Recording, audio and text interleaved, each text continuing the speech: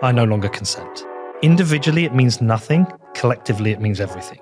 Do not give them anything to stop you. Ultimately, everything is downstream of central government. Whether it's ideology or incompetence, it doesn't really matter. The outcome is the same. That's why power centralizes, debt increases, everyone else pays for it. And I don't think we can vote our way out of this. There'll be no opportunity. We will go into periods of high hyperinflation. Like it's obvious. There's no point winning when everyone's losing. Like if you win when everyone's losing, that sucks. And that's what it is. Assetflation is you win by other people losing. As many people as possible have to win. The pie itself has to get bigger. Bitcoin is central to this. I just don't say Bitcoin. How you been, man? I've been good. How are you? Good. Good to see you. The boys are back. Boys are back in town. It's been a little while. Actually, it's not been that long. I saw you in Vegas. When were we in Vegas? That was only a couple of months ago. When Connor won all the money. Yeah. Connor scammed. How much did you win, Connor? $3K. $3K. That's pretty impressive. From like $300. Yeah. I did not. I went 1 hour too long. So I was down 2.5K, got up to $500 up. And because we thought we were on a magic machine, like rub it and you win, I carried on and lost $1,500 in about an hour. And That's how it gets you. I walked away from you that night and also did the same thing. Vegas always did wins. you? Yeah. Fucking loser. I don't even remember how I lost my money, but I woke up without it. So, Man, it's good to see you. Hold on, I'm not interviewing you. It's your show now. Have you fixed Britain yet, Pete? No. I tell you what, though, I tell you an interesting place to start this, because last time we spoke up in Manchester. And then again here. And then here. Yeah. We didn't record it in Manchester. Oh, we did, didn't we? It was at this table. At this table, and we spoke about what's going on in Bedford, the private security, trying to fix Bedford. So I gave up on Bedford. And the reason I gave up on Bedford is because everything I was trying was creating a political divide. And also, I realized it didn't matter what I did in Bedford. Ultimately, everything is downstream of central government. Yeah. And so I can go out there and try and help and create businesses. I was about to open that pizza place, which I pulled out of. Did I tell you I pulled out of that? Yeah, I know you weren't doing it. Yeah. And because what's been happening is the country is being hollowed out by this Labour Party, whether it's ideology or incompetence, it doesn't really matter. The outcome is the same. More businesses are closing in Bedford. And as I walk around and talk to people, I ask a very simple question. How you doing? What do you think of this government? How's work? How's life? And it's very similar responses. Me and Connor were at a game recently and met two teachers that we know. They used to play for our women's side. And both of them are saying teaching is very hard at the moment. They are having to buy supplies themselves. What? So, they have to buy supplies themselves because they haven't. The schools do not have enough money to pay for everything they need, so they have to buy supplies themselves. Only smaller. It might be some prick sticks or some pens or whatever. Still, that's insane. Oh, it's totally, utterly insane that our government, with everything it borrows and everything it spends, it cannot support education. And it might be controversial, but for me, education is actually a priority over what the NHS does for adults. So health of the kids first, education of the kids second, adults third. And that comes back to a broader point whereby, where Hoddle talks about money being a proxy for time. If we create debt, we're borrowing from the future. So we're borrowing from Connor's future and your kid's future, my kid's future. And so if you're of the belief that we should stop that because our goal as parents to our own children, but to the children of the country is to create a better future for them than ours, what our parents certainly did for us, then we have to stop the debt. But if we also have to stop the debt, we have to give them the best education and the best start possible. So just talking to them, that was really interesting. But there are other problems. There are immigration problems now affecting certain state schools in that the class dynamic and the demographic split is very, very high. You've got a substantial number of children who don't even speak English, and they have to work out how to teach these kids in those lessons, which means maybe a bit more attention, which means a bit more neglect for other kids. You've got kids from different cultures who don't know how to behave in classrooms. So they said it's very hard. I met another teacher the other day. I was just in the pub over, the one over the road from me. It's the guy who does the camera work for us at the football. He was there with his mate, and he came over to me and said, I want to say thanks. We gave £500 to 50 schools in Bedford to buy football equipment. It's a large amount of money, but small for each school. He said it was really helpful because our budgets are difficult. And I said, tell me more. And he said, we're just under so much pressure. He says, I love the job. I love teaching, but we're under so much pressure. We do not have enough teachers in the school. So everybody is overworked. We don't have enough funding. And he said they're about to lose their PE premium, which is the amount of money they get. I think it's about £10,000 to £15,000 a year to support PE. He said, that's probably going. And I was like, what's the impact of that? He said, well, we do sports matches. I take kids to football matches, and we have a minibus. It's old, it's falling apart. We need a new one. We just won't be able to even replace it, let alone fix it. PE will get cut. And this is basically a lens for the entire problem of the country, is that in every single direction, things are getting cut because the government doesn't have enough money to pay for public services. And then if you go into people's private lives, they're also having to make cuts because inflation is higher than wage growth, and you're having choices to be made. Why are the cuts happening though? Because is this specifically a Labour problem? No, this is a multi-party, multi-decade problem of the slow creep of socialism. Everything that the Bitcoiners tell you about, the ill discipline around money and the ill discipline around government budgets. The best way I can put it is that if you're a political party, it doesn't matter who you are.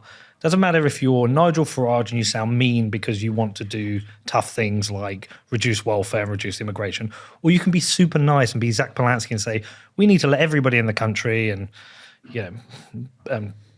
fart rainbows, it doesn't really matter. The one thing that unites every single political party and then every single political operative is your goal is to win power and then defend power. That's how you think.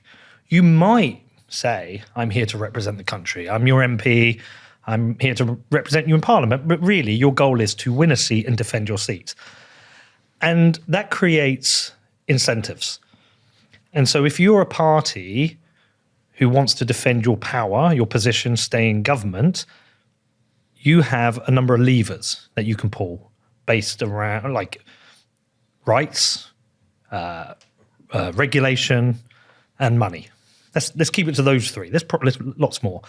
But let's say rights. So the Labour Party, heavily criticised, wanting to stop riots during Southport, don't like people criticising people online, go and arrest a few more people for the things they say. They create a Lucy Connolly chilling effect. That's an infringement on your rights. When they talk about getting rid of jury trials and moving decisions on cases to judges, that's the state now arbitrating decisions rather than you or I having the right to go to our peers to judge whether we're guilty or not. When they choose to raise taxes on wealthier people and give them to poorer people, all the decisions they're making are about the special interests they have or the special interests of the groups that will vote for them, unions. So we have new employment laws. They are catastrophic for business. Ultimately, they will cost jobs. But the unions are so tied to the Labour Party that they basically say, if you want our block vote, you need to do these things. So when Labour won the election, they've put these employment rules in. It's all about special interests of the groups that vote for you. And so when you have control of those powers, the incentives are that you do things which aren't in the best interest of the country. That's why power centralizes, debt increases, and ultimately everyone else pays for it. You pay for it through running a business, and it becomes harder because you have more red tape, more regulation, more tax. Or you pay for it as an individual because the money creation through fractional reserve banking and Bank of England money creation means you get asset inflation, which always outpaces wages. And so And in the last 30 years, I think house prices are up about 1,500%, whereas wages are up 500%. So it was harder for you to buy a house than your parents, and it's harder for Connor to buy a house than me. And so when my parents bought their first house, it was a 4-bedroom detached house. And my mum probably wasn't working because she was raising my brother and sister, and my dad was a low-level aircraft engineer. But they bought a 4-bedroom house. Yeah. Connor's got a high-profile job now. He's on a podcast. He's a producer/editor. If he wants to buy a house in Bedford, most likely the one he can afford on his salary now, which probably isn't far off what my dad would have had at a similar time, is a 1-bedroom flat. That's inflation at its core. And so really we are in constant decay. It's just a constant decay of the country because the incentives are such that we live in an inflationary environment.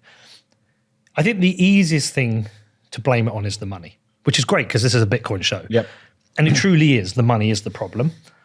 But the money drives other malign things.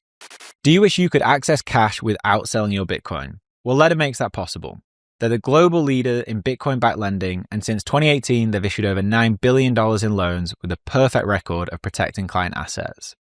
With Ledden, you get full custody loans with no credit checks or monthly repayments, just easy access to dollars without selling a single sat. As of July 1st, Ledden is Bitcoin only, meaning they exclusively offer Bitcoin-backed loans with all collateral held by Ledden directly or their funding partners. Your Bitcoin is never lent out to generate interest. I recently took out a loan with Ledden. The whole process was super easy. The application took me less than 15 minutes, and in a few hours, I had the dollars in my account. It was really smooth. So if you need cash but you don't want to sell Bitcoin, head over to ledden.io/WBD and you'll get 0.25% off your first loan. That's ledden.io/WBD. With fiat money constantly debasing, wealth preservation isn't optional. That's why I recommend Swan Bitcoin, a team of dedicated Bitcoiners who work with families and businesses to build and secure generational wealth with Bitcoin. Strong relationships with clients are at the center of everything Swan does. A dedicated Swan Private Wealth representative, which is a real person that you can text and call, will help you build a Bitcoin wealth strategy using Swan's comprehensive platform of Bitcoin services, including tax-advantaged retirement accounts, advanced Bitcoin cold storage using collaborative self-custody, inheritance planning with both trust and entity accounts, tax loss harvesting, asset-backed loans, and more. Swan have helped over 100,000 clients since 2020, and if you're serious about acquiring and securing Bitcoin, I recommend Swan. Meet the team at swan.com/WBD, which is SWAN.com/WBD. If you already self-custody your Bitcoin, you know the deal with hardware wallets. Complex setups, clumsy interfaces, and a seed phrase that can be lost, stolen, or forgotten. Well, Bitkey fixes that. Bitkey is a multi-sig hardware wallet built by the team behind Square and Cash App. It packs a cryptographic recovery system and built-in inheritance feature into an intuitive, easy-to-use wallet with no seed phrase to sweat over. It's simple, secure self-custody without the stress. And Time named Bitkey one of the best inventions of 2024. Get 20% off at bitkey.world when you use the code WBD. That's bitkey.world and use the code WBD. See, I don't know if it is that, like, do you think Labour truly are trying to defend their seat right now? Because they must be the most unpopular political party in the UK this quickly after an election in my lifetime. Like, no one is happy with what they're doing. So are they actually trying to defend their seat? Well, put yourself in their position. If you're Keir Starmer and you wake up this morning and you read the papers, and you look on social media and you have your advisors, they're all saying this is not going well. So what are his choices? Like, I'm literally asking you as Keir Starmer, what are you thinking right now? Not as Danny Knowles, as Keir Starmer. I can only think as me. Like, I know what I'd do. What are his choices? I honestly don't know what he can do. Like, he can't be fiscally responsible. No, but like his actual choices are resign or carry on. Oh yeah, and he's going to carry on until he's forced, until there's a vote of no confidence. Yes, but a vote of no confidence is not going to happen because they've got a parliamentary majority. And so a parliamentary... I'd resign. He can get pressure internally, but your choice is to resign, or you say, look, there's an election in 3.5 years. But maybe you perhaps convince yourself. A bit like if you're a manager of Manchester United, that's a great example. Amaran? Yeah. Yeah. How did last year go? Terribly. Do you think he blamed himself, or do you think he blamed the history, the infrastructure, the players?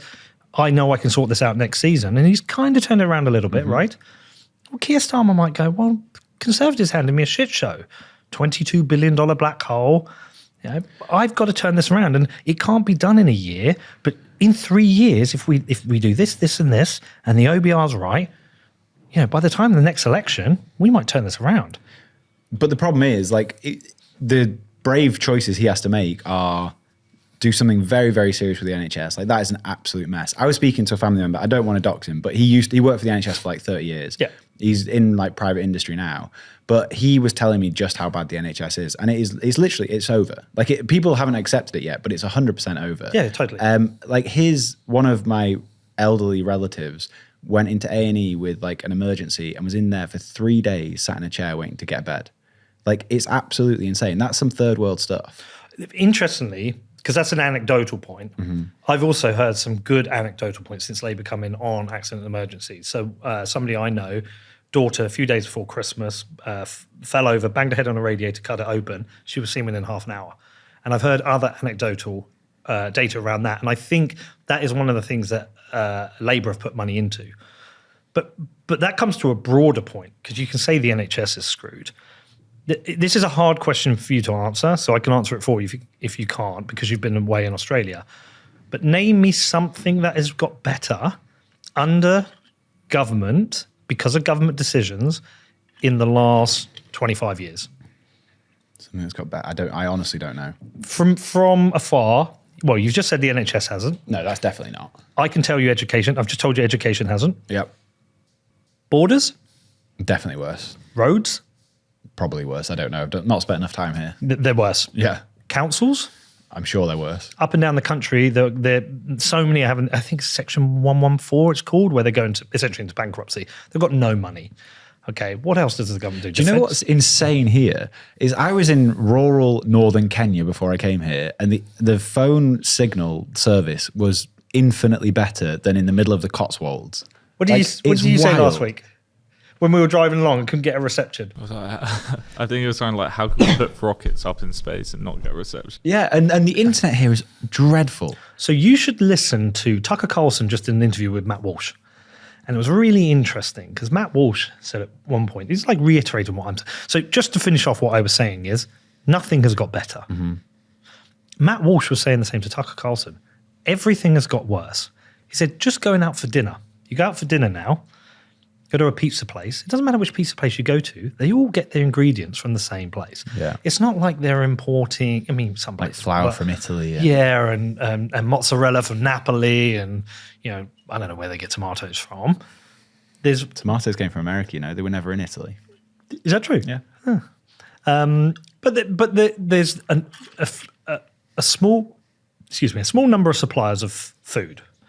And so when you get your cheese now, you're getting pre-grated, frozen, big packs of cheese, goes in the freezer, you get it out, you spread it on the pizza. Like food he's actually getting noticeably shit. Yeah. Especially at the chains. Yeah. And you're getting less and less of our coffee shop is a locally run place where we've sourced the best coffee from Monmouth here in London, and we get Jersey milk. We're not making any money because we're trying to make the best cup of coffee possible. But most people are going to Costa or Starbucks. Their product is worse than ours. But they can do it because they have regulatory capture. When you have strong employment laws and strong accounting laws and tax laws, they have large departments that handle and manage this, and they have the ability to move money offshore. It's very hard to compete. We've created an environment which is great for huge businesses, terrible for small business. So what we're actually doing is we're killing the middle class. But it's just the homogenization of everything, though. It's like no one wants to make anything that's slightly out there in case it causes offense. Like whether that's food or music or film, like everything has just become homogenized to like hit the biggest audience possible because like that's the only way you make the economics of running a business work. So that's good because we should have that conversation we've had before about film and music. I'll come back to that because that's a really important point. There's like the tyranny of algorithms, which is I think a really important point. But just on this, there are people who want to run local businesses. It's just really hard to make money because if you've got, say, a coffee shop, Your first bill is your business rate, which is a tax you pay before you even do anything. Yeah. When you buy your products, because it's food-based, you don't get to reclaim the VAT, but you have to. So I can't reclaim the VAT on the beans because it's a raw product and it's a raw food product. But I have to charge 20% VAT on the cup of coffee, which goes straight to the government. So 20% of everything we sell goes to the government. And then you have the business rates, which works out about 8%. So we're at about 28%. And then you've got, not only have you got, then you've got minimum wage, which has increased. I mean, minimum wage is a bit of a joke for our kind of business because it goes back to Matt Walsh's point. He said, all these restaurants, they've just got a bit rubbish. He said, the people that work in them now is really interesting because it used to be someone like Connor's first job or my daughter's first job. But actually now we've had such a large influx of immigration that most of these jobs now are being done by immigrants. And so the experience has changed as well. And so that kind of localism has gone. Or because the minimum wage has gone up, the difference between hiring a 16-year-old and a 30-year-old with experience is kind of worth that extra £1 an hour. And the mad thing is like, if you take on a young person, I don't know, 18-year-old, and I've got a minimum wage I've got to pay them, I don't know what it is, say it's £10.50. I have to give them 12.3% of the days worked in holiday. Now, when I had my first job, whether it was when I worked in a shop, I didn't get holiday allowance. No, I got no holiday pay. I didn't get holiday allowance. You know, you've got to throw in sick pay. You've got to throw in employment rights. You've got to throw in maternity. You've got to throw all this stuff in, which it basically is a tax on the business. Now, what's happened to energy prices? We have the highest energy prices, I think, in the world. Put that all in together, how many businesses could exist, middle-class businesses, local businesses could exist that don't? And so when you drive around a town centre and everything's closed and boarded up and shit, but you go to the edge of a town and you see one of these little pods of like there's a Pizza Express, a McDonald's and a Starbucks, it kind of makes sense. And so going back to the broader point is that we have decayed our country by taking more and more. The government takes more and more. They take rights, they take money through taxation, they take money through inflation, and they take, how do you put it, ability through red tape. So if that constantly gets worse, harder, more difficult, you have less of it being done. And so you are burning through the middle class. And when you burn through the middle class, what do you have left? You have a working class and an elite. And then what happens in that scenario? The working class is dependent upon the state, and the elite wins whatever. They will. The thing about the elites, they win in every fucking environment. So I keep going back to, I've been hammering Zach Polanski and Gary Government, that Gary Economics on, because neither of them will talk about inflation in the way it should be talked about, because both of them support inflationary economics, because both of them want a continuation of what we have, which is money creation, because neither of them ideologically can come to the table with an idea where we must balance the books. Therefore, all their kind of speeches and YouTube videos and Twitter videos about tax the rich and we must look after the poor is all bollocks, because the biggest tax you can put on the rich and the best tax relief you can put on the poor is getting rid of inflation. That's it. The rich make the majority of their money through asset inflation. And the poorest get crushed most through inflation of cost of living and stagnated wages. But neither of them will deal with it. So to get to like the main point on this is where I've come to is that the problem of our country and the problem of Western liberal democracies, US, all of Europe, to an extent Australia and maybe New Zealand, I don't know enough, is that the progressive project has failed. Okay, the progressive project has completely and utterly failed, and I don't think we can vote our way out of this easily. So what do you think has to happen? Well, I think the choices on the table are quite clear. I'll tell you what I think is going to happen is we're going to keep having this kind of extreme swing from left to right, where each side treats each other as an existential crisis.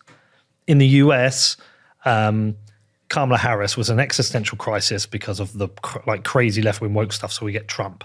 But Trump is now an existential crisis to the left. So their next election, if it's Gavin Newsom v. J.D. Vance, it will be treated as an existential crisis. If you lose, you pick a side and government still wins. In the end, government still wins. In the UK, we're heading to that through possibly and probably some kind of left-wing coalition between the Greens and the Lib Dems, and then a right-wing coalition between Reform and Conservative. Is that what you think will happen? Yeah, because Reform are starting to slip a bit and Conservatives are coming back a bit. And if you cannot get a parliamentary majority, you don't have the power to make changes. And you need that. You need your 350 seats. And so, but what's happening is both sides are treating each other as an existential crisis. Whoever wins has the levers of power. And in that scenario, it's like, do I believe that Nigel Farage and Reform can fix this country? I believe they can talk about fixing this country to a point where people who vote for them think they will fix it, and certainly will do some things. And it's the exact same argument on the left. And so if they can't fix this, which I don't think any of them can, because I think once, say, Reform get into power, they're like, fuck, look at this mess. We can't afford this. We can't afford that. Shit, we might have to raise taxes or just borrow. Like, this is such a mess. We just get a continuation of the problem because the problem is constraints on power. That's it. But a coalition is a continuation of the problem. Like the only, so I don't pay any attention to politics. I don't really care for it. And I don't know exactly, I definitely don't know everything Reform stand for. But from as an outsider looking in, the idea of Reform is exciting to me because it's like, it looks, at least from the outside, as meaningful change for the UK, where it's really, in my entire lifetime, the parties have just been swinging like centre left, centre right. Nothing's ever actually changed. It's just government growing bigger. Whereas Reform seem like that kind of outside candidate that can be like almost like when Trump was elected the first time in the US, and like it's a signal that something meaningful is about to change. But if they get into a coalition with the Conservatives, that is not interesting to me. It depends the balance of power in that coalition. Mm-hmm. It might mean they have full control. They elect the Prime Minister. Conservatives get to put some things on the table. In that scenario, what you want is a Conservative party that's more right-wing than Reform, so it doesn't stop them doing what Reform wants to do, rather than the more Lib Dem version of Conservative, which will dilute what they want to do. But you're small c Conservative, right? Classic Liberal. Classic Liberal, okay. Same thing. Yeah. What you see as exciting about Reform, a lefty sees about Zach Palance and Green. Because in their worldview, Reform is an existential crisis. They believe in multiculturalism. They believe in immigration. They think diversity makes us stronger. And Zach Polanski is going to Calais and making videos of people coming over on the boats and why. And he's the good guy. He's the guy saying tax the rich. They see exactly what you see, but from their vantage point. Mm-hmm. And that's the existential crisis of government, not party. This is why I'm not aligned to any party at the moment. I'm not going to vote in the next election as it is. I certainly won't vote for Reform. I'm happy to criticise Reform. I'll criticise the Conservatives. I never will vote for left because I don't think the left... I think, look, if you ask me for a version of the world I want to live in, I'm always going to choose conservatism over kind of progressive left ideas. But I'm not voting for anyone at the moment because I think whoever you vote for, you get decay. Mm-hmm. You might get slower decay under Reform. You might get faster decay under a Green Lib Dem coalition, but I'm not voting for decay because nobody is dealing with what I personally see as the problem, which is constraints on power. You know how much I love American history and how much I read American history, and I must have read the U.S. Constitution 30 times now. But I've been researching. I've been going a bit deeper in what happened after the Revolutionary War. What happened with the 13 colonies? So I don't know how much of this you know, but afterwards they had the Articles of Confederation, which was how the colonies would work together. And by the way, if anyone listening is American who's studied this and I get anything wrong, please do correct them. But for the sake of the argument, they had the Articles of Confederation. They were seen as a bit weak. And there were issues between the colonies, essentially the 13 states, in that interstate commerce was a problem because people were putting tariffs on. Not everyone had a singular, everyone had different currencies. So you didn't kind of always want the other state's currency. And also there was a weakness whereby like a small state could be influenced by other countries. Yeah, say Britain came back over and went to Delaware and went, yeah, you know, like you're a bit of a small state here, you're struggling. We'll lend you some money. We'll help you rebuild yourself. We just want to be part of this. So you could get that infiltration from other countries. And so the Federalists made the argument that you need a strong federal government to make the states work better and defend themselves. And so they argued for the Constitution, for a strong federal government. You also had the Anti-Federalists, which, by the way, when I first heard about these, I think it was Hoddle said to me, you got to go and read the Anti-Federalist papers. I assumed they were just people who were against the creation of federal government. But it was deeper than that. It was more about preserving liberty. They just fought out a tyrannical British government who wanted to tax them without representation. And they didn't want to return to that. And their views was that a strong federal government would always centralize, okay, would always become tyrannical. So you had this tension between federal government of, a strong federal government that could defend the country and make the country operate better, but with states' rights independent. And then you had the Anti-Federalists who were all about liberty. And you had this tension of the two. And that's where you ended up getting the Constitution. But this is a really interesting thing. Can you name me a part of the Constitution? I mean, yes, the right to bear arms. Okay, cool. So this is something I learned about it. It's not really the Constitution. So the Constitution itself is how the federal government works, the separations of powers, the executive office, et cetera, et cetera. What happened was when these debates happened regarding the Constitution, the Anti-Federalists wanted a Bill of Rights, which was to say, okay, if we agree to this, we want individual rights for us.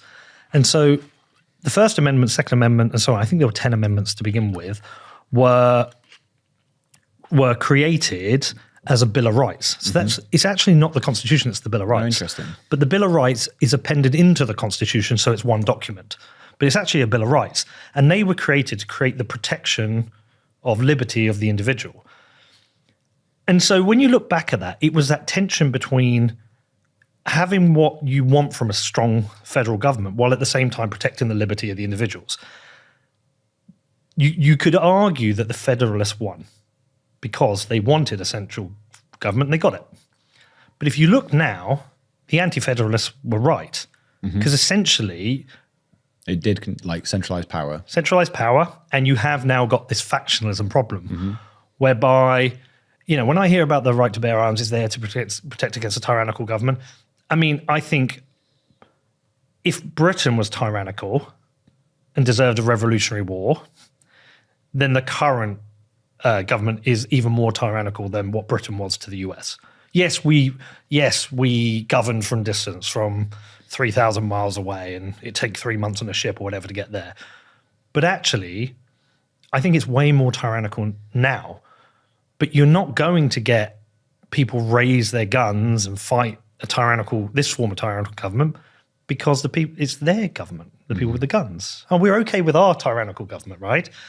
They might raise their guns if they get a tyrannical left-wing government afterwards, which infringes too much, which really is civil war.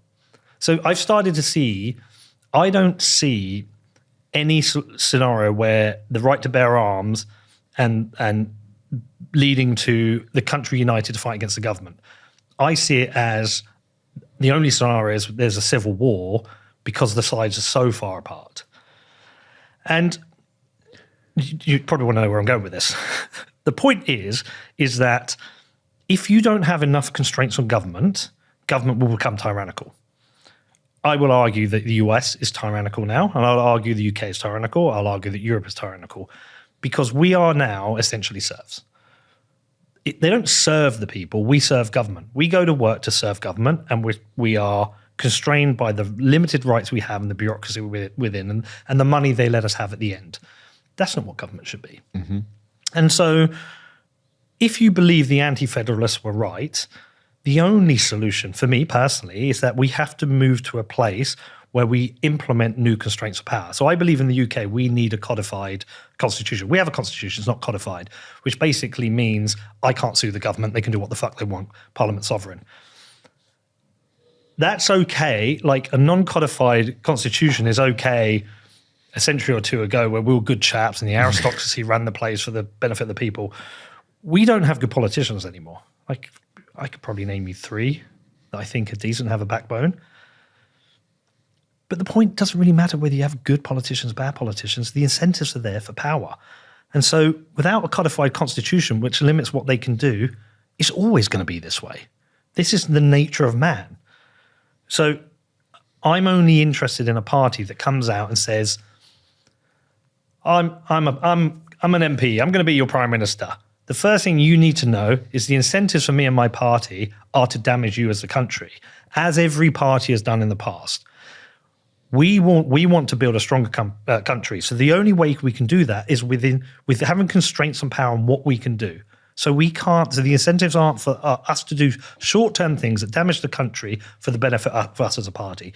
We should be here to govern you within strict limitations. And by the way, we should have a Bill of Rights which protects you as individuals. You should have free speech. We shouldn't be able to surveil you. You should have the right to a jury trial. We should put everything in place to protect you. A government who comes out and says that, I'm like, you got my vote. Yeah, but that's never going to happen. Unless you run for MP, that's never going to happen. Or you create a popular movement, which I'm trying to do. Which is this, I do not consent. I no longer consent. I no longer consent. But, so I have some issues with this. Okay. Because... Should we explain what it is? Yeah. You explain what it is. So I've come to that conclusion on my own. So let's talk about what consent is. There's explicit consent there's a website. There's explicit consent. We have an election. We vote for Labour. They have the explicit consent of the country and they have parliamentary majority. They can make decisions. I believe assuming consent is a mistake. I think consent is fluid and I can withdraw my consent. Now, what does that actually mean? As an individual on my own, it means fuck all. I no longer consent to government, so what? Fuck off, we're doing this anyway. If 1 million people say I no longer consent, well, we're a voting bloc like the unions are. Yeah, if you want us to vote for you, you should play that Nick Fuentes video in a minute, Connor. But if you want us to vote for you, these are our demands, and maybe we get something. It's a bit like if you look at the libertarian movement in America, they have no power, but they got Ross Ulbricht released. That's a start. The libertarians did something big and important there. They got Ross Ulbricht released. They said to Trump, you want the libertarian vote? You release Ross Ulbricht. They got the libertarian vote? They released Ross Ulbricht. Now we know there are, as Angela McCardle we had in, didn't she? She's a libertarian. She's now in there as part of the government, starting to influence with libertarian ideas. Okay, so I'm pro-liberty guy. If I can build a movement that has enough people and just say, reform are winning, I can say, you do not get this vote. This vote is not going to vote unless you do a Bill of Rights. One thing, give me one thing. I want a Bill of Rights that protects speech in this country like it's protected in America. Every single person that's currently in jail for a speech crime is released. Everybody who's been historically prosecuted for a speech crime, they all, I don't know what the term is where you revoke but they all get removed. And we have a codified, binded protection in the future for speech. If we win just that, we've done something big and important for the country. But can you do more? Like if you make the country believe that we are in charge, not the politicians, not the 650 people in Whitehall or the thousands working in the civil service who are destroying the country. If you make the country believe we are in charge, and they'll ask, how are we in charge? It's like, well, government only operates and gets to exist because millions of us go about our daily business every day. But if we stop doing that, maybe the starting point, maybe let's go in fantasy world. Say 10 million people sign up to I no longer consent. Okay, we want a Bill of Rights for the country. On the 1st of February, it's a national strike. None of us are going to work. Does anything happen? Maybe, maybe not. Okay, 2-day strike, 3-day strike. Like the country has to believe, and enough people have to believe that they can force government to make change, because government goes with the wind. I could never have imagined as a scenario where a Labour Party became so anti-immigration, but it became such a hot topic in the country, they had to be. And so if you can express the will of the nation to the politicians, they will have to go with the will of the nation. And look, I know this is all a big fantasy, but like, what else? What are your other options? Well, so this is the two things that I have an issue with are, what does not consenting actually mean? Like, because you're not asking people to take action here as in stop paying their taxes or stop paying road tax or whatever it might be. This is just signing up to be part of this group. I am saying right now, all you have to do is say two things. This country doesn't work anymore. I no longer consent. And you have to understand one thing, is that individually it means nothing, collectively it means everything. If we can build a collective, we can build a movement. This episode is brought to you by Anchorwatch. The thing that keeps me up at night is the idea of a critical error with my Bitcoin cold storage. And this is where Anchorwatch comes in. With Anchorwatch, your Bitcoin is insured with your own A+ rated Lloyd's of London insurance policy, and all Bitcoin is held in their time-locked multi-sig vaults. So you have the peace of mind knowing your Bitcoin is insured while not giving up custody. So whether you're worried about inheritance planning, rent attacks, natural disasters, or just your own silly mistakes, you're protected by Anchorwatch. Rates for fully insured custody start as low as 0.55% and are available for individual and commercial customers located in the US. Speak to Anchorwatch for a quote and for more details about your security options and coverage. Visit anchorwatch.com today. That is anchorwatch.com. What if you could lower your tax bill and stack Bitcoin at the same time? Well, by mining Bitcoin with Blockware, you can. New tax guidelines from the Big Beautiful Bill allow American miners to write off 100% of the cost of their mining hardware in a single tax year. That's right, 100% write-off. So if you have $100,000 in capital gains or income, you can purchase $100,000 of miners and offset it entirely. Blockware's mining as a service enables you to start mining Bitcoin right now without lifting a finger. Blockware handles everything from securing the miners to sourcing low-cost power to configuring the pool. They do it all. You get to stack Bitcoin at a discount every single day while also saving big come tax season. Get started today by going to mining.blockwaresolutions.com/WBD. Of course, none of this is tax advice. Speak to your accountant or tax advisor to understand how these rules apply to you, and then head over to mining.blockwaresolutions.com/WBD and you'll get 1 week of free hosting and electricity with each hosted miner purchased. How many people voted in the last election? Is it about 60% or something like that? 60%, yeah. So there's essentially 40 people that don't consent to this government. But like, the big issue I have is why you haven't brought Bitcoin into this as Pete the Bitcoiner. Like, I got a really easy answer. But I think I'm not going to like your answer because I think you're going to say it's going to put people off. No, I have brought Bitcoin into this. Okay, how? Bitcoin is central to this. I just don't say Bitcoin. Why? Because it distracts from, let's call it an A/B test.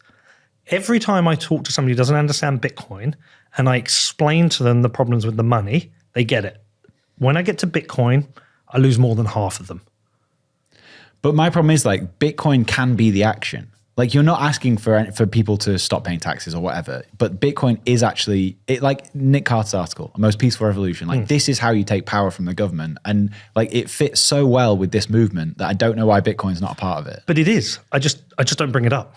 But if you don't bring it up, then no one knows it's part of the movement. And like if you get 1 million people, 10 million people sign up to this thing, and they start saving in Bitcoin, then they're essentially starving the government from that income. Well, they're not starving it; they're just not spending it. But the Bitcoin is still integrated within the tax system, the spend system. So you're talking about saving, but no, it's not even that. It's that like you're taking that out of the fiat system that they control.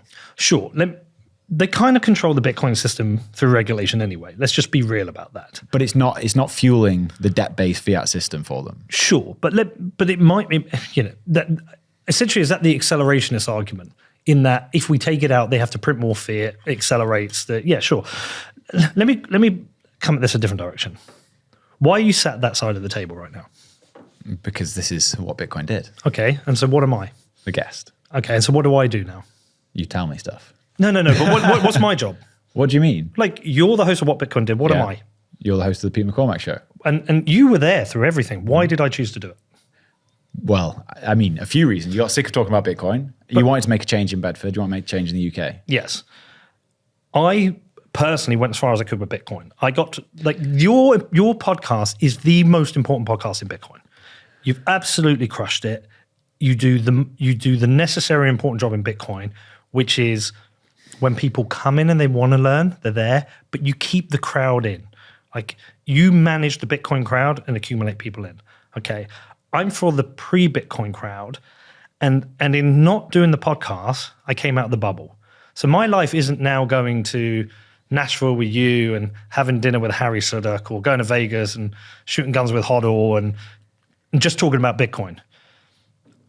By leaving the bubble, I'm now in the real world where hardly anyone is talking about Bitcoin. And the time it will take to educate and get them into Bitcoin will slow what I need to do, which is educate them why the financial system doesn't work. I put up a post yesterday criticizing Zach Polanski and Gary Government about this exact thing. The minute I go buy Bitcoin, I lose a bunch of people that go, oh, you're just promoting that fucking scam. Bitcoin's a scam. It's a Ponzi. Like, just lose people. I don't need to convince them of Bitcoin. They will get there. I need to get a coalition of people who realize the country doesn't work, realize the financial system doesn't work, realizes, you can temporarily vote your way out of this. You can get a Bukele, that tough CEO, strongman who comes in, looks authoritarian, a little bit scary. That a bunch of people are like, great, he's doing what I want. Other people are shit scared. But in a country like the UK, if that person swings too far to the right, you're just going to get a swing back to the left. Mm-hmm. What we need is to bind government to limitations. What was it Safety said? The biggest threat to Bitcoin is a government that has a responsible monetary policy, okay? In some ways, what I'm doing is kind of operating a threat to Bitcoin, in that what I'm saying is we need to bind government to certain constraints. One of those constraints would be, for example, let's spitball some ideas here. The government cannot grow faster than GDP. So set it as a percentage. Say we look, I don't know, say we're 40% now, we know that's terrible. We were great when it's 28%. Okay, it has to be 28%. Bit like your home budget. It's 28%. That's what it has to be. Let's say, like, one of the things that people really hate about the Labour Party is their manifesto explicitly said we will not raise taxes on working people. They got into power, realized financially couldn't pay for all the things they wanted to do. And so the first budget they did, they raised national insurance, employers' national insurance. Now, anyone with half a brain knows that there are no corporate taxes. Do you know the argument there are no corporate taxes? So this is what Reagan said. If you can find that interview, it's brilliant. There are no corporate taxes because companies have to make a profit. The minute you put a new tax on them, that goes into the cost of the product to the people. So the end consumer always pays for that tax. So a tax, employer's national insurance on my coffee shop means I have to raise the price of the coffee. Yeah. So it's a tax on consumers. Mm-hmm. So they lied and they put a tax on working people. They made sure all products were more expensive and more companies closed down. Okay, we get to the second budget. Bear in mind, they've already said they're not going to raise taxes on working people. Okay, get to the second budget. What were the taxes they did? I'm trying if I can remember. Schools? Increased national insurance. Yeah, that was the first budget. The second budget, why can I not remember this? I should know this recently. Look it up. But they raised taxes again in the last election. Oh, no, that's what they did. They froze the thresholds. So the thresholds are based on knowing there's inflation, you raise the thresholds for the different tax rates. If you freeze those, it's essentially a tax because life's got more expensive, but the thresholds haven't moved with inflation. They froze them for another 5 years or 3 years or whatever. It's another tax on working people. And so they lied. They did a manifesto, they made a promise, and then they lied. Well, why don't we bind governments to their manifestos or debt? If we know debt is stealing for the future, if a government cannot if every government should come in with a budget and a mandate. Okay, so say Reform come in and say, we're going to balance the books. Labour are not going to win an election if they come in and say, we're going to borrow, 150 billion. Because everyone's going, well, we'll go with the one who balances the books. Okay, but what if Reform come in and they get to their first budget and they say, we can't balance the books, we need to borrow 100 billion. Okay, so you failed on your manifesto. That immediately triggers a referendum. And the referendum says, do they continue or new election? Once you change the incentives that the public gets to vote on whether it wants more debt or not, a government cannot get more debt.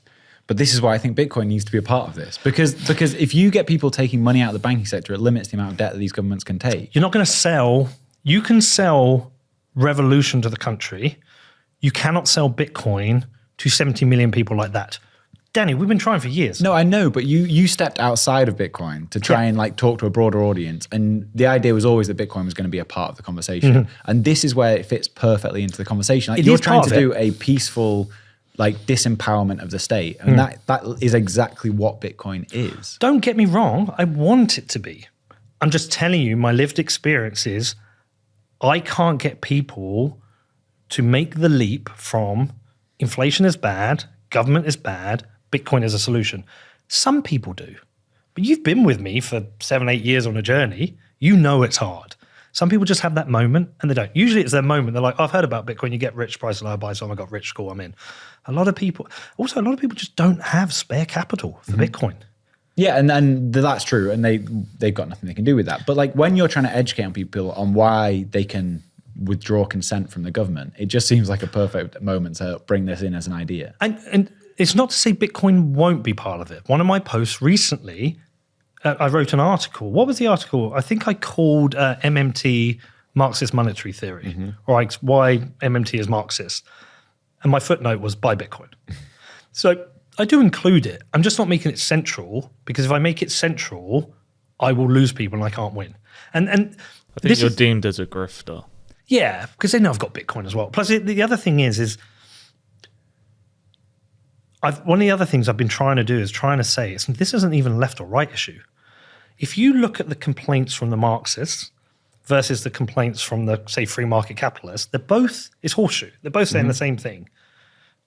The rich are getting richer because of the institutions and the way the system works, and they blah, both blah. diagnose the problem. Yeah, the problem is the rich are getting richer and the poor are getting poorer. Yeah. We all know this is unfair. We know that asset inflation is unfair. It's great for people with assets, but it's unfair because it only happens because of fractional reserve banking and money creation and fiscal policy. Those three things drive inflation. If you're poor and you're not near the spigot, you're fucked. So we know it's unfair, but they're choices. Like, they're choices that exist. And so if the Marxists are saying it's a problem, they're absolutely right. It's totally unfair. Okay? But they're saying the solution is tax the rich. It's not. The free market guys are saying this is a problem, but their solution is right. Their solution is deregulate, government smaller. The libertarians are right. The libertarians are 100% right, but they're both diagnosing the same problem. So I'm going, this isn't a left or right issue. You're both saying what the problem is. I don't even need to say whether we should have a Marxist solution or a free market solution. My opinion is free market, but we both agree that the problem is this. Well, then we both can agree that constraints on power is the solution.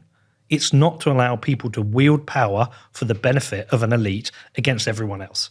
And that is a collective thing that I believe the left and the right can get behind. It's like, do you think the left are going to get behind the I do not consent movement? I think some will. Because not the far left wonky weirdos, because they're Marxists. They want government to have more power. I'm talking about the old school traditional left. So the classic liberals. Classic liberals, old working class, Labour, SDP, the Labour voters who have gone to reform. The Labour voters, like... Has that happened? Are people moving from Labour to reform? Yes. That's wild. Well, think about it like this. If you're, like, what radicalizes most people is being broke. Yeah. And if you're broke because of decisions that weren't yours, if you've got up every day at 6 o'clock and gone to work, built walls, plumbed houses, built buildings, whatever job it is, you've gone out and then you're doing things. And suddenly you're like, I have no fucking money left. Like, there's a week to go and I've got no money left. I've got no savings. I can't go on holiday. All the things my dad could afford to do on a working class wage, you can't do. It's like, well, why is this happening? And then you've got another party, and this has happened at a time where you've had mass immigration. And we should talk about immigration. And we should talk about British identity because the Overton window has shifted on that. But if you've seen that, and then you're seeing every single day that people are coming to the country illegally and they're being put up in hotels.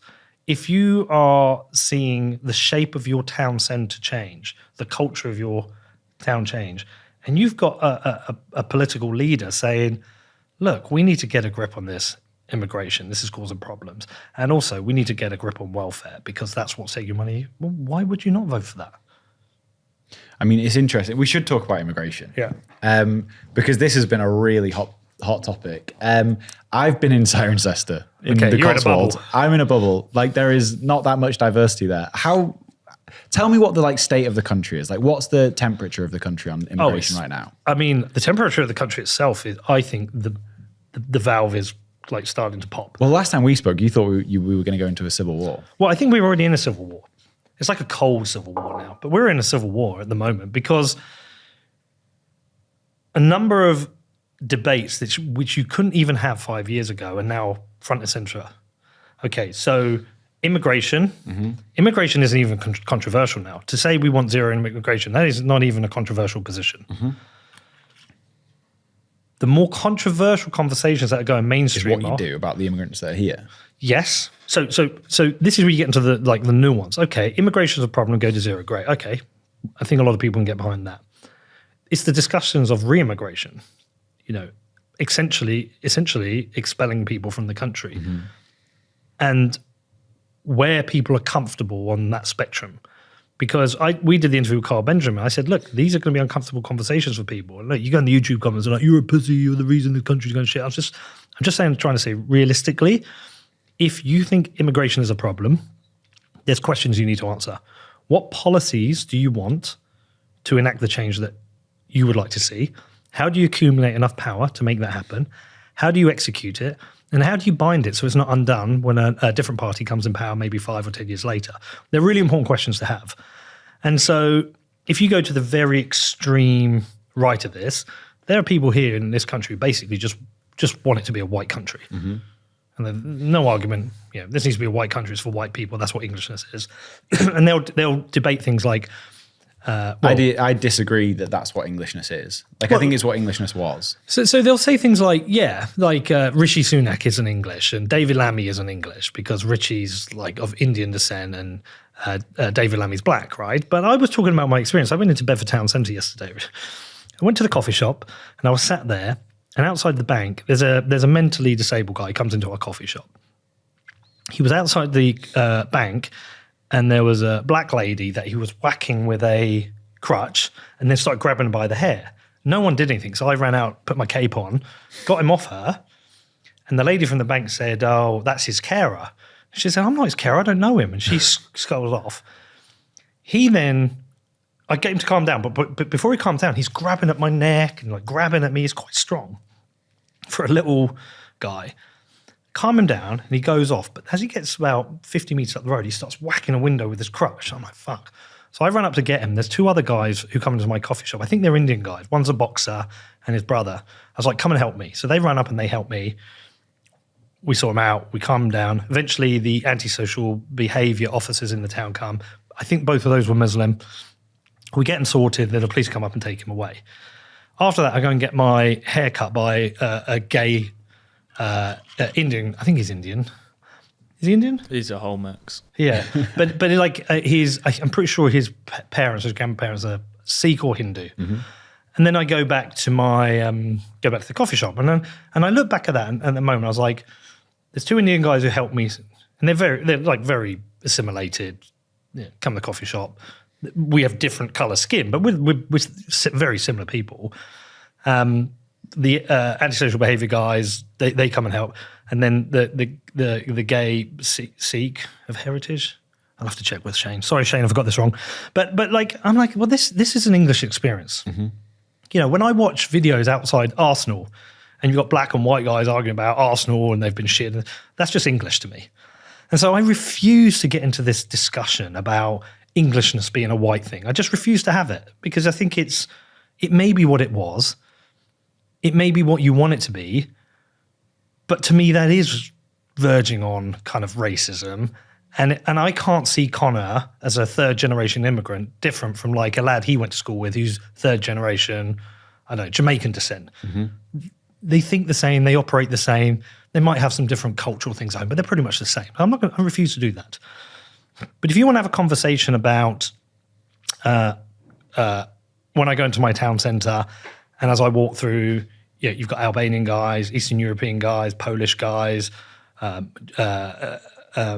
Muslims and Sikhs, and you go into quite a diluted experience. And that creates cul-de-sacs of groups of people. I'm willing to have the conversation and say, well, this experience is, when you have too many cultures, you have no culture. I'm open to having that conversation, what it means. And I'm open to saying, okay, well, what can you do about it? Because Bedford itself has a strong, diverse cultural experience in that. And even any of those pure ethnats, they've definitely gone down Tavistock Street and eaten those Indian restaurants because they're fucking great. Chat House is one of the best restaurants I've ever eaten in. And so, and people will mock and make memes and things like they did it with Piers Morgan, but I've had a nice curry meme. But the truth is, it's like, okay, let's not have a discussion about what it means to be English because I think it's a dumb discussion. Let's say, what is the outcome you want and how are you going to get there? I think there is a strong argument that too much immigration is damaging for the country. I have no doubt about that. Because if you have no restrictions on really who comes in, most people are coming, what for? A better life? So they're probably coming from a poor start. So they're probably coming in the country in a financial position, even if they want to work, that they're going to bring GDP per capita down. They might be a net taker. So what we're saying is every hardworking person who gets up and goes to work, they have to pay more tax for other people to come into the country. If you dilute the education of the country, you're basically saying to parents, look, to have high levels of immigration, your kids are going to get a worse education. They're going to have worse outcomes in healthcare. I just think democratically we deserve a right to vote for this. And if we deserve a right to vote for this, then we have to debate it.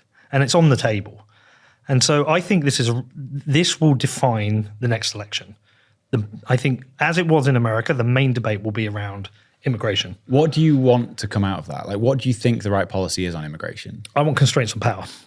This is all I care about. I want constraints on power. And so how does that affect immigration? Well, you don't have unelected, unaccountable government offices or quangos making these decisions. If a party wins... Look, if the Greens win the election, they want uncontrolled immigration. That's what the country said. I don't want it. I might leave, but I don't think they will get it. But say if reform come in, then the decisions regarding immigration policy cannot be defected or cannot be directed by an unelected government quango. It can't be like a department like within the government. It has to be done and controlled by the party itself. They have to have authority over that and be accountable for it. And if the country says we do not want immigration, then they have to go solve that. And constraints on power will do that because it directs the constraints to the government themselves. Ultimately, I think we should go not to zero immigration. Immigration should be a function of a growing country. I don't care where somebody's come from. I don't care what their background is. If they have a skill that we don't have here, that we need it, that makes us more productive and grows the country, great. And I'm open to genuine asylum claims because they do exist. But I'm very... Have you followed this case of this? I can't say his name. Allah, that's came up recently. No. ALAA. This is wild, right? Get up the first we all became aware of this really was this Keir Starmer tweet where he put... This whole story is just wild. But I think if you go onto Keir Starmer's profile, This is to me a lens for the country. I'm delighted that Alaa Abda El Fattah is back in the UK and has been reunited with his loved ones, who must be feeling profound relief. I want to pay tribute to Alaa's family and to those who have worked and campaigned for this movement. Alaa's case has been a top priority of my government since we came to office. I'm grateful to President Sisi for his decision to grant the pardon. So he's been in prison in Egypt for, I don't know, 10, 15 years. For protesting against the government. I don't know the full exact details, so I won't explain them. But what happened is people just started searching his Twitter. All right, what's this? Dear international PhD students, by the way, I'm a racist. I don't like white people, so piss off. This is from the guy that's... Yeah, fuck that. Sounds like you need more fear. Random shooting of white males should convince them racism costs lives. I'll switch to something else. Advocating killing police, hate white people, assassination plot against Salal Ibrahim. But there's so many of these. They've all come out. And people are saying, why are you welcoming him back? Now, there was a change to the law in the UK, which, look at this. Don't worry. We were only discussing how we'll take over your town and rape your women. Us terrorists tend to do that. I mean, that sounds like he's joking. But yeah, but there's a lot of these. And he talks a lot about hating white people. Okay. That's his choice. Fine. The reason he is able... when he was pardoned or whatever in Egypt to come here, he has a citizenship right because his mother is British. He's never lived here. Actually, he's never been to the country before. He's never worked here. He's never paid tax. Him coming back, he's instantly a burden on the state. Because of his tweets, he now has to be investigated by the security services. He might have to be monitored. So he's instantly a burden on the state. So I think there is a fair discussion to have around dual citizenship. Like, he's lived in Egypt his whole life. Yes, he's been pardoned. Well, I know his mother is British, but should we automatically grant citizenship rights based on that? Because I understand why these exist. Like, if both your parents are British, this is really unfortunate for us. But he has dual citizenship. Like, he has an Egyptian passport. He can now have a British one. But for him to get his British passport is an administrative process. There is no moral judgment on him. There's no judgment on his previous tweets or whatever. But why shouldn't there be? You know, if he's been out there calling for the murder of white people and Jews, if he is a citizen of Egypt, can we not say, no, we don't want this person in our country? Whether he's a citizen or not, I agree with that. Yeah, but that to me... this is almost like an inflection point. I think I tweeted this, an inflection point for the country, because it touches so many of the issues of what it means to be British, immigration, culture, identity.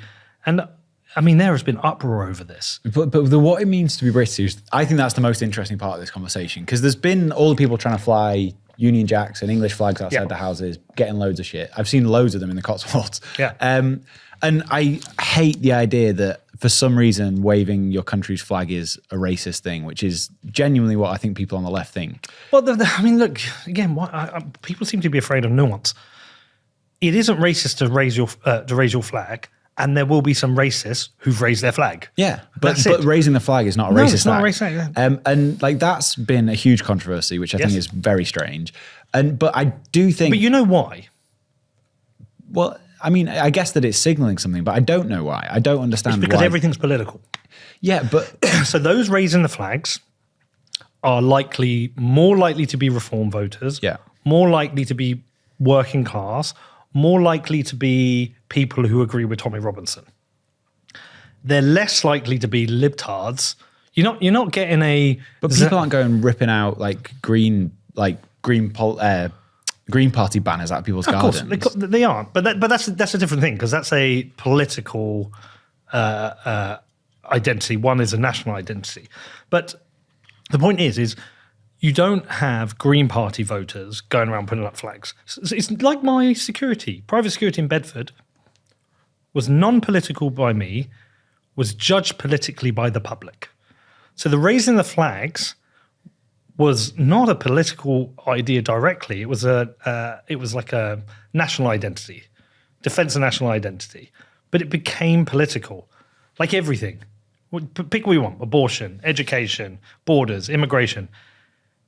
there is always a political split. Always.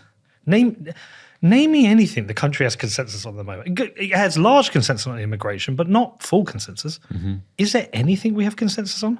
But I think you can probably say that about most countries. Like everything has become left or right. But the problem is, I think that's key. But can I say why that's key? Yeah. Everything is left and right. So if everything is left and right, and there are no constraints on government, what will they do? They will direct rights, bureaucracy, financial resources to the special interests of their voting bloc. So we will swing left to right, more extreme, more existential, the less constraints that government have.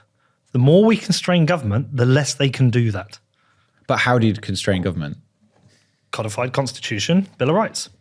You just limit what they can do.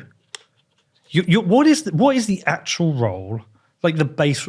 I think I put out a tweet the other day where I said, if tomorrow government collapsed and all you had was border security with a job of protecting the border, the police of protecting safety, and the courts protecting contracts, would we live in a better or worse country? Clearly better. Better, because you would have more money to direct to those powers that protect the rights, the laws, and the sovereignty of the individual, and less bureaucracy and waste.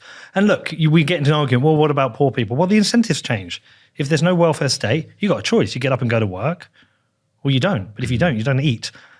Or people have more money in their pockets because they're not paying endless taxes for bureaucracy and bullshit, so they can be a bit more generous. They can help their fellow man.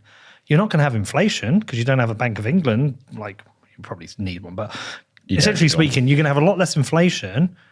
So that means you're not going to be scaring kids away from being able to afford a home, but you're going to have more money to invest. You're going to create more jobs. Like naturally, it would be a better place. Well, that's the ultimate constraint on power if all government can do is those three things. But I want to do, I've not finished on the national identity thing because my issue with it is, like, I think it's great that people are raising the Union Jack and the English flag, like, cool. But I think if you asked any of those people doing that, what is British identity? I don't know if there's like something everyone agrees with. Like if you look back at classic English identity, it was like gentry and serfs and Christianity. And more than that, though, it was kind of like exploring, adventurism. And literature and all these things. Inventing things. But that isn't Britain today. No, because... I think people need to find what the British identity is to have something to actually go after. Sure. Or decide what we want it to be. Yeah. Dominic Cummings wrote a great 2-part article called Hollow Men. Like absolutely eviscerated what government has become and like so impotent. And he said we should target a large amount of this education. We should become the best place to learn and teach and develop people in the world. Let's focus on education. You should want to be educated in this country because we have deep, we deeply think about engineering and technology and philosophy, and I think that's great. I think that's great. And like obviously there's Cambridge and Oxford, really good schools. Yeah. But like when you think of things that the UK excels at, there's not many. And I think British people Premier League football. That's it. Football, yeah. I think British people have this like hangover from being, white guilt, the colonial empire of thinking we're really important. Whereas the rest of the world looks at us like... They're laughing at us. Completely. We're being humiliated on the world stage. And so, like, I think they need to find something that Britain's great at again. Like, maybe it is philosophy, maybe it's education, whatever, but there needs to be something that the UK actually excels at because we don't have one at the moment. Well, like, London was the financial capital of the world for a very long time. Yeah. And now, like, it's just fading away into nothingness. I mean, in the short term, what we can do is show strong leadership that doesn't descend into authoritarianism. I mean, the problems we have aren't they're similar as the US, but it's a different dynamic. They're much more similar in Europe. Like what huge companies have been built in Europe? OnlyFans. Spotify? Yeah. Look at the US. Like look what they've built. Mm-hmm. Look at every large AI company. Yeah, look at every large social media company. Look at all the plumbing to the look at Uber, look at SpaceX, look at Tesla. It's all built out in America, right? We haven't done that. Mm-hmm. And we haven't done it in Europe. Why? Because we're bureaucratic hellholes. Well, and the culture is success on. But Ours is demonise it. we used to have it though, but the bureaucracy gets in the way. If we had 0% corporation tax, people would invest in this country. I'm not saying we should have that. When Ireland reduced their corporation tax, what happened? All this Apple moved there. Everyone moved there, and so we can create this. These are all choices. We can create this, but I think what we can do is show strong leadership in a world of crumbling bureaucracy, which is destroying Europe. We can show strong leadership. We can show a strong and fair immigration policy. We can have a strong identity around leadership, education, excellence. I think we can do that. I really think we can.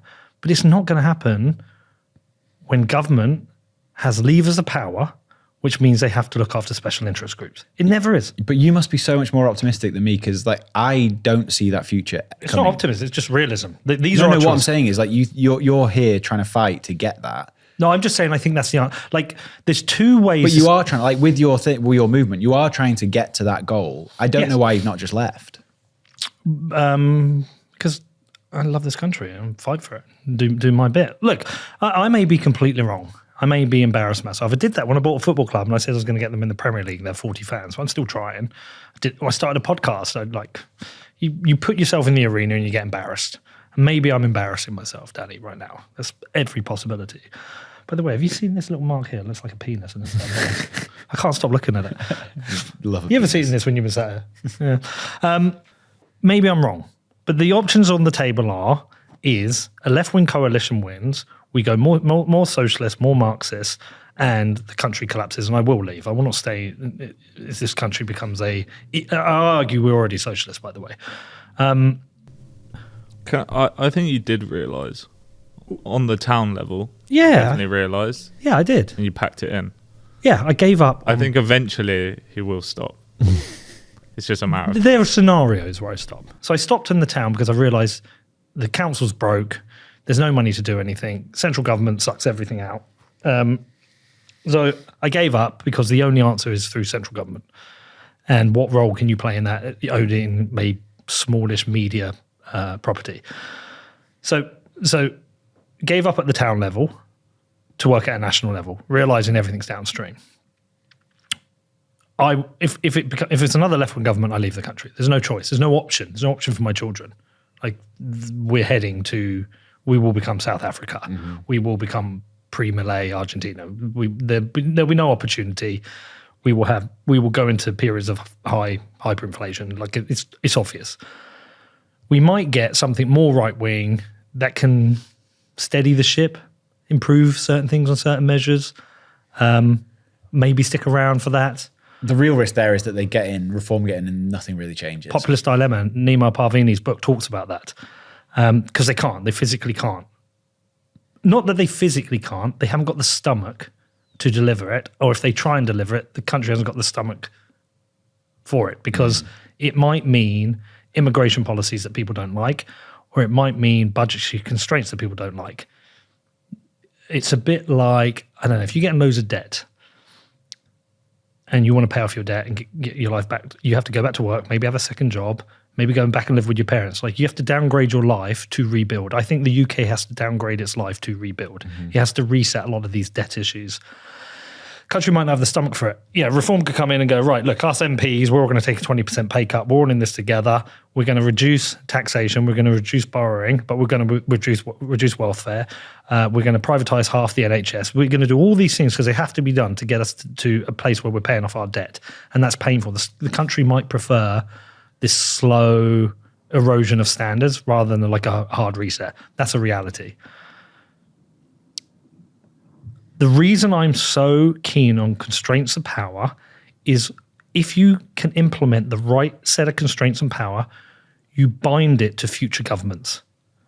So you fix the problem of incentives within government, and you ensure that we must run a budget that the country can afford.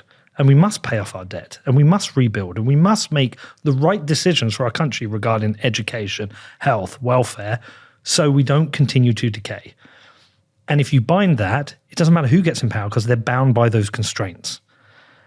and I could be entirely wrong. I may be entirely wrong, but this is what I believe. And so my entire focus is I no longer consent. I would like to build a movement in this country around that, a voting bloc. I am speaking to various people of influence, various lawyers, various MPs, and saying this is all I care about. And if we can have some influence which forces government to make change, which puts the country first, the rights of the individuals first, that creates a real Bill of Rights, which constrains the creation of money, which leads this country to a place where it can rebuild itself, then that's worth it for me. And if that fails, well, at least I tried and I did what I think is right, because you only have to look at history. You only have to look at what happened, the tension between the Federalists and the Anti-Federalists, which was between liberty and central government. You look at that tension and you look at the outcomes. They told us what would happen and it's happened. And it will continue to happen until we constrain government to operate for the people. A government made up for the people, by the people. Is that what it is? And to me, that is foundation. That is rooted in liberty. Like, this is how we get out of this. It is the libertarians are right. Directionally, they're 100% right. We have to root this in liberty because the people build this country, not the politicians. They extract from it. They extract from it for special interests, for power. The people build this country, and the way they can rebuild this country is through liberty, which is lower taxes, no infringement on their rights, the freedom to just do shit. I mean, everything you say is clearly right. Like, I agree with everything. I don't know. You're I could be wrong, Danny. Well, I think I'm a moron. Yeah, well, me too. But I think you're right. The problem I have with it is, like, can you actually change, like, the government behemoth without something very catastrophic happening first? Who knows? I mean, when the colonies wrote their Declaration of Independence, could they really get rid of the Brits? When Gandhi wanted to expel the British or restore, I don't know what his actual, but when the Indians wanted to expel the British, could they really? No. When I know the solidarity movement in Czechoslovakia, when they wanted to bring down the Czech government, could they really do it? Could Malcolm X and Martin Luther King really create a civil rights movement that would see blacks equal in America? It only starts with someone going, can this be done? And then trying. This could, in a month or two, just like not have worked and dribble out, and I'm just some irrelevant half-wit podcaster who tried something and nobody cared. Or it could be something. But you got to shoot your shot. Yeah. You got to say, this is what I believe. I firmly believe that prosperity comes from liberty. Okay. Well, what is the constraints on liberty? It's government. So we need to constrain government to allow for liberty. And if we allow for liberty, we allow people to give them freedom to think, to speak, to act, to create business, to trade with each other, we may create a more prosperous environment. If we create a more prosperous environment, we create a better country to live in. I'm so stuck in this. I can't see any other solution. I see temporary fixes and I see people argue against me, but when they argue against me, they're just arguing for more government. Mm-hmm. And I just think they're wrong. Well, I think they're wrong as well. We haven't really talked about Bitcoin. But I think it needs to be like, you need civil unrest, I think. Like, I think just removing consent is maybe not enough. Maybe if it gets to a big enough scale where you can make everyone strike, things like that, that might get you a seat at the table to actually try and make some changes. But without civil unrest, they'll just ignore you. Sure, and that may happen anyway. I'm trying to do something before civil unrest. I can't advocate for civil unrest. I've become a domestic terrorist. Mm-hmm. I'm immediately on a watch list. I'm immediately followed. And I'm not trying to advocate for it. I'm just saying, I think to have change, it probably needs that. But people keep saying that. The people keep going, oh, you're too late. You're too much of a pussy. Oh yeah, you withdraw consent. What now? You need a violent uprising. To every one of those, I was like, well, where are you doing your violent? I'm not seeing you doing it. Okay, it's very easy to get on a keyboard and tap. Yeah, we need to. Yeah, but it doesn't have to be violent. Like, you can be striking or whatever. Yes, yeah, but that is like my starting point. It has to be mass, non-compliance, non-violent, and legal. Mm-hmm. The minute you cross that line, you give the state the reason to close you down, arrest you. I mean, they'll arrest you for words at the moment. Yeah, don't give them that. Stay within the bounds of the law, but force their hand. The minute you start advocating for the civil unrest, which becomes violent, you're fucked. Now, you might get explosions of civil unrest, like we got with the Southport riots. That might happen and probably will happen. I just don't advocate for it. I would condemn it every time I see it. It's a bit like Tommy Robinson. When he had his Unite the Kingdom march in London, he said, be peaceful. Do not drink. Do not wear face masks. Okay? We were there. I saw two things that didn't help. A bunch of guys taking a piss up on the street doesn't help you because people take photos. They look, they're just louts pissing on the street.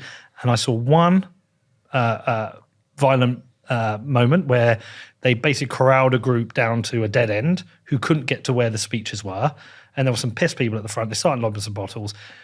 Who's they? The police? No, the people at the demonstration. The United Kingdom. It's on the scaffolding. And the lads but they weren't too bad. I mean, it's dangerous. It was dangerous, right? Yeah. And I don't think it's their work site. Yeah, but in terms of that violent bit, how long did that last? 10 minutes? Yeah. Would you say it was less than 1% of the people at the protest? I would say it was less than that. I think you're talking like if there were 300,000 people there, there's maybe 100, 150 people who got all worked up. Which is always going to happen. Yeah, but what happened? You go to the Daily Mail. What's on the front? What's on the, like, literally the homepage? Videos of bottles being launched, a policeman walking off with blood on his face. Immediately, everyone goes, it's a bunch of racist thugs. Yeah. And it wasn't. It just wasn't a bunch of racist thugs. There was, the same happened with BLM. They were more violent. Way more violent. They didn't lead with the violence. And if they did, they would always show the kind of like the anti-BLM crowd, the right-wing agitators say they've come to schools. And so do not give them anything to stop you. Do not give them a reason to arrest you, imprison you, and shut you down. Mass, non-violent, lawful, non-compliance. The shape that takes to be decided. All right now is people have to say, this country doesn't work anymore. We cannot vote our way out of this. And I no longer consent. And once the country realizes they are in charge, if they can collectively come together, they can force the hand of the government. I mean, it's a big task. You know, buying a football team with 40 fans and saying, I'm going to get you in the Premier League is fucking ridiculous. A half-wit from Bedford with a podcast saying we can bring down the government, we can force a hand. It's ridiculous. But every revolutionary moment started with someone with a ridiculous idea and they went through with it. And the thing that's on our side is we are capturing the imagination of the public. 3,000 people. I took 8 days after I created the Twitter account, I had 1,000 followers. Last 2 days, I got 1,000 followers each day. Yeah. Nearly 1,000 have signed the declaration. And most of those, they're people saying, no longer consent. This country doesn't work anymore. Or giving me, like they're writing a whole passage on what they're fed up about. People aren't happy in this country in all different directions. You can't do this. If this is a period of time where Labour are doing an okay, like under a Blair era, you can't do this because Blair's going to get re-elected. What we have now is a government that no one likes, that is fucking terrible, that's come after a previously terrible government. And so we have a moment in time where the country is not happy, almost collectively. If you at the moment still support Labour, you're either ideologically Labour, you somehow benefit from it, or you're in cope. You're just in pure cope. And so we have a moment where collectively the country is against the government. They're just not united behind an idea. They're united either behind different parties. I'm saying I don't think a party can fix this. I don't think you can vote your way out of it because the incentives are wrong. So does that mean you're not going to... I know you're not going to do the mayor thing anymore. No, I'm not going to run for government in any way. No, not in any way at all. I don't want to be part of government. I could. I'd have to pass vetting, and maybe I won't, you know my past. But I don't want to be. I don't want to be an MP because I'm suddenly stuck in the incentive structure. Even if you went in, you could just speak your truth because you're not stuck in the incentive structure of like you don't need the wage. No. But you are bound to toe the party line. Toe the party line, and that exists for a reason. I get it. You know, the loyalty. You need loyalty to the leader so they can execute the will of the party and the will of the nation. And you have the whip, which says what you have to vote on. And every day and once you see it, it's mad. But you get your talking points down from, if it's Conservative, CCHQ, whatever party is, and you just become part of the machine. Mm-hmm. I personally think I could be an independent. You could be a Thomas Massey type character. Yeah, or you could be a Rupert Lowe. But like, I think I genuinely care about the collective of this country and the future of this country. I believe in conservative economics. I absolutely do. I am socially liberal. I think there are some good hearts within the left of this country. And I think there's some good brains within the right of this country. But I collectively want the country to get better. It's funny, me and Connor were driving down today, and I'm in a financially good position. And Connor, what was the question you asked me? I said, oh God. Do you worry about your financial future? Are you worried in this current position? Yeah. And what was my answer? I always think I could go broke. And carry on, just so I'm not making this up. What did I say would be the scenario if I went broke? What would I maybe do?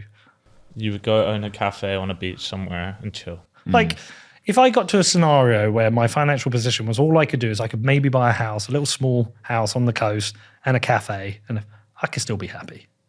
I could. Yeah, the thing about making money is it never gives you a happiness that you think it does. Because once you get the house and the car, you're like, I still got to be happy every day. What am I happy doing? I'm not happy looking at my bank balance. I'm not happy thinking about what I can buy. I'm happy about this time I spend with my friends and family. And like, if anything, I'll tell you something really honest. I've been pretty down for the last 6 months. And I've been in the best financial position of my life. Mm-hmm. And the reason I've been down is the country's down. So have you watched this Plebeius, that series on Apple TV? No.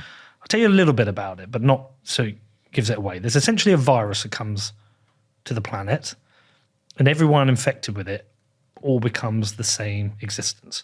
So everything I know, the entirety and knowledge of every person that exists, and you do too. And so you become one being. And I kind of feel like the country's depressed because nothing works. Everyone's getting poorer. We're all fighting over what the answers are. And I think I've absorbed that like a sponge. Yeah, there's nothing enjoyable about doing well in life when nobody else is. Mm-hmm. You can buy a nice car and somebody else can't afford a holiday. It fucking sucks. So like money, for me, having money has lost meaning because I want the country to do well. And so if I want the country to do well, then I don't care if I go broke. I don't care if I lose my sponsors. I don't care if I care about my kids' future, park a bit of money for them, but I genuinely don't care anymore because there's no point winning when everyone's losing. Like if you win when everyone's losing, that sucks. And that's what it is. Assetflation is you win by other people losing. I fucking hate that. It's funny. It's like Connor said once, I can't say it's funny. Connor said once about the juicing of the market and how it's good for us. He's like, but as a Bitcoiner, like government's fucking up inflation. It's good for us. And I was like, yeah, you know what it is? And then he was like, well, why do Bitcoiners argue against it? And I think it's Bitcoiners know what's happening and they know how to protect themselves, but ultimately they don't want it to happen. Mm-hmm. And I think it comes from a good heart. It comes from a good moral foundation about how a country should operate. And so for me now, I don't care if I lose my reputation, my money. I don't care what I lose, as I want this country to win. And that means as many people as possible have to win. The pie itself has to get bigger.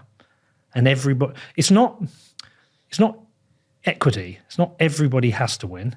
Everybody has the chance of winning. And right now, they just don't, Danny. You go into schools now. Somebody showed me a photo of a school where they had a big board up and it was all about the Labour Party. There was another school where they were teaching that reform are fascists.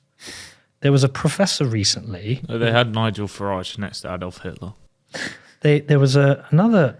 I think it was a professor who was referred to counter-terrorism correct me if I'm wrong on this, for playing Trump videos.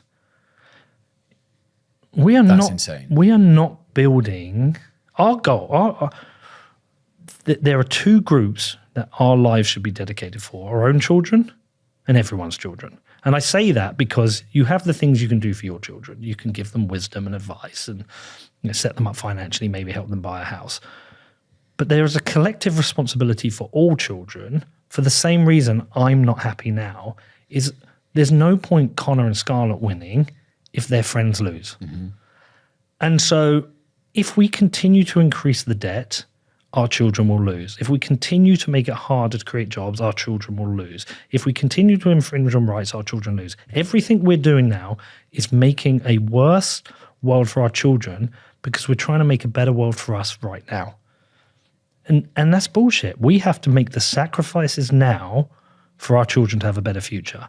And so if I lose, but Connor and Scarlett win and their friends win, I'm cool with that because that's our duty as a parent. Right? Is that not what we should be doing? Yeah. But adults aren't doing that. They're stealing from their children instead. Yeah, adults right now are saying, I want a better future now, even if it means my children's is shit. They won't admit it, but that's like literally what we're doing. We are going, I want a better future now. And the children, the kids, it's all about the kids, man. But the kids are paying, and I just cannot, morally, ethically, I cannot be that person. It's fucking disgusting. It's disgusting that we're doing this. And so I can't be part of a party because that means I'm part of a government infrastructure and a set of incentives which is stealing from the future of our kids. I refuse to be part of that. And I refuse to leave the country because what I'm doing is I'm allowing my children to win in another jurisdiction and just saying fuck it to all the other kids. I just cannot be that person. I refuse to be that person. What a way to end it, man. Yeah. You're no Bitcoin. We don't need to talk about Bitcoin. You've done plenty of shows talking about Bitcoin. Yeah. How you been? Good, man. Are you enjoying the show? Yeah. The last trip I did, I wish you were on it, in Kenya with the gridless guys. It was incredible. Let me tell you something. One of the reasons I stopped doing the show is it was so demanding to travel and make the show. Making a show in London is more demanding because we used to. We every 6 weeks I went on holiday. Yeah. I went on holiday. It's like, Daddy, where are we going on holiday? We're going to Austin. Where are we going on holiday? We're going to Nashville. Where are we going on holiday? We're going to Ghana. We just went on holidays, got a nice Airbnb like people do on holidays. I would always be so excited. That first moment where we'd get there and we'd go down the pub, we'd have 8 beers or whatever we'd do. We'd talk about Manu being shit and whatever. And then our friends would come around and we'd talk to them and then we're going to have dinner with our friends and then I'd go home. And we would do that for 10 days. And then for 5-6 weeks, I'd have to have a conversation with me in the morning about a title 3 days a week. By the way, you should talk to Connor about me and him arguing on titles. And that was life. Mm-hmm. And it was really easy. I thought it'd be easier having a studio in London. It's not, actually, because we come here 2-3 times a week. And so we lose 2-3 days every single week. Mm-hmm. And so it's harder. I don't have a holiday every 6 weeks anymore. I see you less. I don't see our friends. And so it's different. But now you're how long have you been doing it? Nearly 18 months now? 15 months. Are you missing the travel yet? Because I know that was the big reason you wanted to start. No, I genuinely, the biggest thing I miss is you. Oh. I swear. No, but it comes in two ways. There's a drift. No, but there's we used to speak every day. Yeah. Now it's every 3-4 days. Yeah. And we were on a mission together. Shut up, it's call us gay. But we were on a mission together. And there's a fork in the road. You're on yours and you're on mine. We're doing our own thing. And I miss that. But then I also miss I would always get excited the day before traveling. It's like, yeah, we're going to go away. We're going on holiday and get to the airport, get on the plane, land, see you, have the beers. And then I'd miss seeing Matt or Harry or Hoddle getting together. So that's why Vegas was great. Are you going to come to Vegas next year? Yes, I am. Yeah. So I miss that. I don't even get to think about missing Bitcoin as a topic because this has become so central. But no, I'm without being condescending, I'm very proud of what you've done. Thank you, man. I wish you nothing but success. There's no one in the world who could have taken it and made it better, which I think you're doing. I think so too. I mean, does anyone miss me? I get a lot of comments, especially I used to get a lot of comments asking like where you've gone and stuff. I got one that I don't know if I told you. Who's Pete? Yeah. Who's Pete comment? Who's Pete? Yeah, no, listen, look, you'll hand over maybe one day, and that's a cool thing. But yeah, look, I miss you. I miss a lot of things, but I'm tired. You're on these an days. important mission, man. And I'm doing what I'm doing. But it's How always is the good. football club doing? I've honestly struggled to follow it this year. This is our toughest year. Yeah. We were up to a position where if we won our games in hand, we would go joint second. And then we went on a run where we won 10 out of 11. We were brilliant. And then we just had a little bit of a sticky patch where we've lost a couple and drawn a couple. Yeah, we lost on Saturday again. We should have won. We just didn't finish our chances. It's the fine lines. You get less chances, so you must take your chances. And equally, you have to be much more disciplined in defence. So, yeah. And so it's just harder. So is automatic promotion out of the question now? No, but it would be very hard. We need to go on an epic run. We've got to beat the team at the top twice. If I take playoffs now, I'd be over the moon with playoffs. But to go 6-5-4-3 and get playoffs in 3 would be epic. What I do know is I know how to win it next year. Like if we want to go and win it next year, I know how to win it next year. Just more money. Not just more money. It isn't always just more money. Some of it is time, and some of it is like this year. Spalding and Harborough have been trying to get the promotion for 2 or 3 years each now, and they've just gone for it. If they both go up next year, that doesn't exist in the league. We're kind of one of them, and Kettering will kind of be one of them, and then the other teams around it don't have the access to budget that those two do. So it's not necessarily more budget. It maybe is just more consistency, more training time with the players, more contact time. You know, a couple of players maybe change. Not necessarily money. It's just more getting the pieces together. But yeah, like it's with the football. I always used to go and watch like the league above and 2 leagues above, and I'd always be scared of 2 leagues above. I'm not scared of this division in the slightest, but a couple of years ago I was like, fucking step 3 is hard. I'm not even scared of step 2 now. Step 1's the one that scares me. And so we've got the best manager in non-league football. He knows how to win this league, and he will win us this league. And then when we get to step 2, we'll do the same again. I think the project of Football League in 10 years is still on, because we've got 6 years now, 7, including this season, it's 7 to do 3. And I think each one will take at least 2 years. So we should do it in 9. So I think it's on. So when we have cheat code, it won't be playing for that'll be basically before playoffs, it'll be fighting to get playoff places. Maybe secured, maybe still fighting for the league. We won't win the league that day because it's earlier in the year. Buy your tickets for cheat code, cheatcode.co.uk. We need to do a lot of talking about cheat code. Yeah, we do. But yeah, no, I'm very confident. Very cool. Yeah. So keep doing your thing, man. Love you. Thank you, Pete. This is awesome. Cheers.